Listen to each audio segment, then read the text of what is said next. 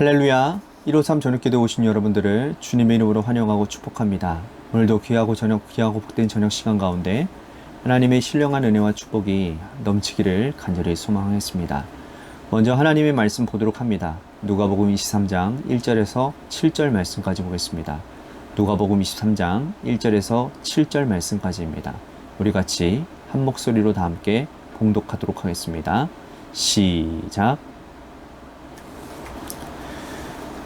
무리가 다 일어나 예수를 빌라도에게 끌고 가서 고발하여 이르되 우리가 이 사람을 보매 우리 백성을 미혹하고 가이사에게 세금 바치는 것을 금하며 자칭 왕 그리스도라 하더이다 하니 빌라도가 예수께 물어 이르되 내가 유대인의 왕이냐 대답하여 이르시되 내 말이 옳도다. 빌라도가 대제사장들과 무리에게 이르되 내가 보니 이 사람에게 죄가 없도다 하니 무리가 더욱 강하게 말하되 그가 온 유대에서 가르치고 갈릴리에서부터 시작하여 여기까지 와서 백성을 소동하게 하나이다. 빌라도가 듣고 그가 갈릴리 사람이냐 물어 헤롯의 관할에 속한 줄을 알고 헤롯에게 보내니 그때에 헤롯이 예루살렘에 있더라. 아멘. 사람의 청각은 엄청나게 민감합니다. 일정한 소리에는 크게 문제가 일어나지 않지만 시끄러운 소리에 예민하게 반응하지요. 시끄러운 소리가 그치지 않고 지속적으로 이어지면 심각한 노이로즈에 빠지게 됩니다. 일상생활이 거의 불가능해진다는 뜻이죠. 일상적으로 사람과 사람이 나누는 이 대화는 30에서 60데시벨 정도 된다고 합니다. 이 정도 범위는 문제가 되지 않는 거예요. 하지만 거리를 달리는 이 오토바이 소리는 약 75데시벨 정도 된다고 해요. 락 음악이나 아니면 음악장에서 공사장 소음은 약 100데시벨 정도 된다고 합니다. 이보다 더 큰 소리가 있는데 제트기가 내는 소리가 약 130데시벨 정도 된다고 해요. 그러니까 이 정도만 되면 잠을 이룰 수 없고 일상생활을 거의 불가능하다는 겁니다. 그런데 일상적인 대화에도 목소리가 큰 사람이 있죠. 자기 주장이 강하다는 뜻 아닙니까? 이런 사람들과 대화하는 것은 상당히 어렵습니다. 어떤 일에도 자기 주장을 굽히지 않고 상대방의 말을 들으려고 하지도 않고 지속적으로 자기 주장만 내뱉는 사람과 대화하기란 쉽지 않습니다. 집단과 집단 사이에 이 논쟁과 의견 충돌이 일어날 때에 목소리가 큰 집단이 이길 확률이 높습니다. 왜냐하면 결정권자는 논리보다는 숫자가 많이 모인 목소리가 큰 집단을 선호하기 때문입니다. 법과 정의도 의미가 없어요. 목소리 큰 사람이 결정권자를 괴롭히면 대중의 지지를 먹고 살아가야 하는 이 결정권자는 그들의 소리를 따라가게 되어 있다는 것이죠. 오늘 본문에 나오는 빌라도가 바로 그런 사람이었습니다. 빌라도는 로마에서 파송받은 유대 총독이었습니다. 당시 로마는 식민지를 많이 거느리고 있었는데 식민지 영토를 로마 황제가 직접 통치할 수 없었습니다.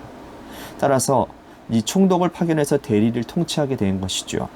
빌라도는 로마 황제의 대리자로서 유대 땅에 와서 다스리고 있었습니다. 그는 로마 황제의 대리자로 있었기 때문에 이 로마법에 의거해서 유대인들을 다스려야만 했습니다. 로마 실정법에 따라서 사람을 죽이거나 살릴 수도 있고 세금을 징수하고 또 군대를 징집할 수 있는 최종 권한이 총독 빌라도에게 있었습니다. 빌라도에게 유대인들의 무리들이 몰려옵니다. 예수를 신문하고 죽여달라고 예수를 끌고 나온 거예요. 이들이 예수님에게 뒤집어 씌운 제목이 무엇입니까? 오늘 말씀 2절 말씀 보십시오. 고발하여 이르되 우리가 이 사람을 보매 우리 백성을 미혹하고 가이사에게 세금 바치는 것을 금하며 자칭 왕 그리스도라 하더이다 하니 세 가지로 예수님을 지금 기소하고 있습니다. 그런데 모두 다 거짓이라는 거죠.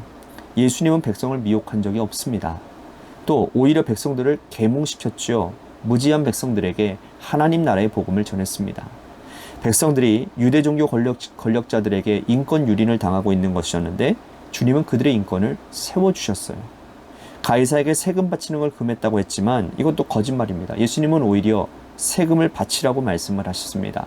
가이사의 것은 가이사에게, 하나님의 것은 하나님께 바치라고 말이죠. 예수님은 오히려 여러분 자칭 그리스도라고 하지 않으셨습니다. 예수님은 로마 황제와 같은 자리에 서려고 한 적이 단 한 번도 없기 때문입니다. 예수님은 왕 중의 왕, 하나님의 아들로 세상을 죄에서 구원하기 위해 오셨습니다. 정치적인 로마 황제와는 격이 다른 그러한 왕이라는 거죠. 그러므로 백성들이 말하는 이 세 가지는 기소할 조건이 되지 않는 것이죠. 빌라도는 이 사실을 잘 알고 있었어요. 빌라도가 예수님을 간단하게 신문한 이후에 백성들에게 이렇게 말을 합니다. 4절 말씀 보십시오. 빌라도가 대제사장들과 무리들에게 이르되 내가 보니 이 사람에게 죄가 없도다 하니, 그러니까 빌라도는 로마법에 근거해서 이 사람을 살펴보니 죄가 없는 사람이라는 거예요. 그런데 이것으로 끝이 아니었다라는 거죠. 유대인들은 그때부터 막무가내로 나옵니다. 목소리를 높여요. 큰 소리로 빌라도를 괴롭게 합니다. 빌라도가 다시 한번 백성들과 지도자들을 모아놓고서는 예수님의 죄 없음을 선포하지요. 13절에서 15절 말씀 보십시오.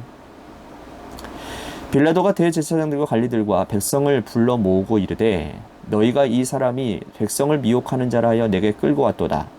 보라, 내가 너희 앞에서 신문하였을 때 너희가 고발하는 일에 대하여 이 사람에게서 죄를 찾지 못하였고 헤롯이 또한 그렇게 하여 그를 우리에게 도로 보내었도다. 보라, 그가 행한 일에는 죽일 일이 없느니라. 빌라도는 헤롯에게 예수님을 보냅니다. 헤롯도 예수님을 신문했지만 주님은 한마디도 하지 않으셨어요. 백성들의 소리가 거세집니다. 바라바를 석방하고 예수를 십자가에 못 박으라고 외칩니다. 여러분, 바라바가 누구입니까? 밀란을 일으켰고 살인을 주도한 사람이었습니다. 그럼에도 불구하고 백성들은 이 바라바를 석방하고 예수님을 십자가에 못 박으라고 소리 높이고 있는 것이죠. 이제 곧 밀란이 일어날 것 같습니다. 여기서 한 걸음 더 나아가면 백성들이 소요를 일으키고 빌라도는 그들의 소요를 막을 방법이 없어 보이는 겁니다. 그래서 빌라도는 마지막 제안을 합니다. 22절 말씀 보십시오. 빌라도가 세 번째 말하되 이 사람이 무슨 악한 일을 하였느냐, 나는 그에게서 죽일 죄를 찾지 못하였나니 때려서 놓으리라 하니. 빌라도는 자기 나름대로 최선을 다한 것입니다. 그런데 백성들이 더욱 큰 소리로 외치며 빌라도도 더 이상 막을 방법이 없는 거예요. 23절 말씀 보십시오. 그들이 큰 소리로 재촉하여 십자가에 못 박기를 구하니 그들의 소리가 이긴지라. 슬픈 결론이죠. 백성들의 목소리가 법과 정의를 삼켜버렸다는 겁니다.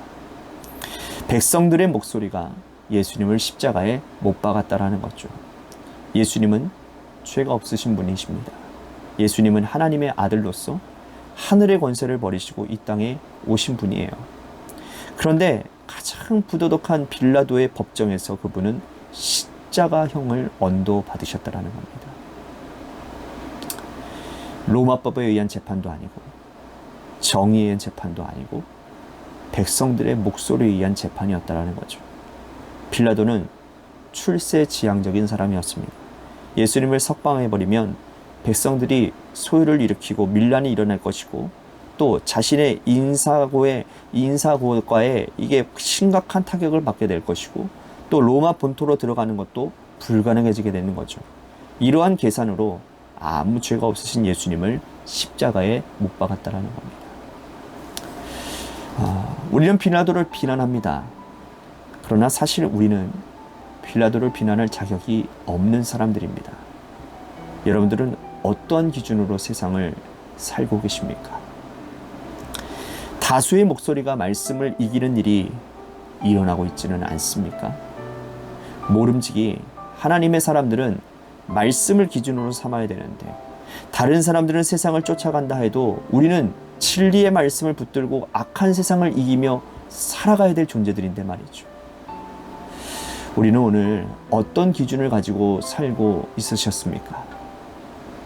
기준이 없는 사람들은 빌라도처럼 소리에 굴복할 것입니다.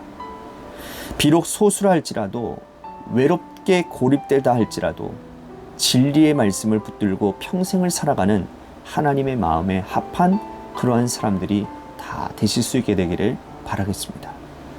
오늘 말씀을 생각하면서 우리 같이 기도의 자리로 나갔으면 좋겠는데요. 먼저 제가 진리를 붙들고 살겠습니다. 하나님, 악한 세상의 소리에 귀를 기울이지 않고 진리의 귀를 열고 마음을 열고 살겠습니다. 라고 하는 그러한 다짐을 가지고 우리 같이 기도의 자리로 나아갔으면 좋겠습니다. 또 한 가지 우리 교회를 위해서 기도했으면 좋겠습니다. 오늘 말씀처럼 다수의 소리에 의해서 진리가 아닌 어떤 사람의 생각, 인간의 어떠한 이성 이런 것들이 판단되어져서 사람이 이끌고 가는 그런 교회가 아니라 진리 되시는 예수님이 이끄시는 교회가 되게 하여 주시옵소서.